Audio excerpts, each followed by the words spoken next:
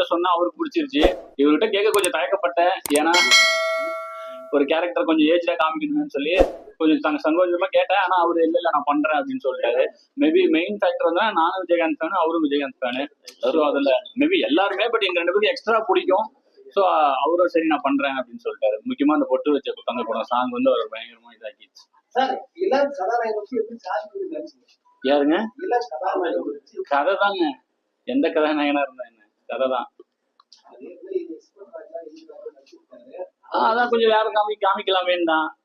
அவருக்கும் அந்த ஆர்வம் இருக்கு, புதுசா ஏதாவது ஒண்ணு பண்ணணும் அப்படின்னு சொல்லி. ஒவ்வொரு ஸ்கிரிப்ட் இப்ப பார்க்கிங் எடுத்துக்கிட்டீங்கன்னா அது ஒண்ணு இருக்கும். அதுக்கு முன்னாடி தாராள பிரபுல ஒண்ணு எடுக்கிறாரு. ஸோ அவரு என்னன்னா தேடல்லே இருக்கிறாரு. அந்த நேரத்துல நான் போனேன், 2 பேரும் இதாயிடுச்சு.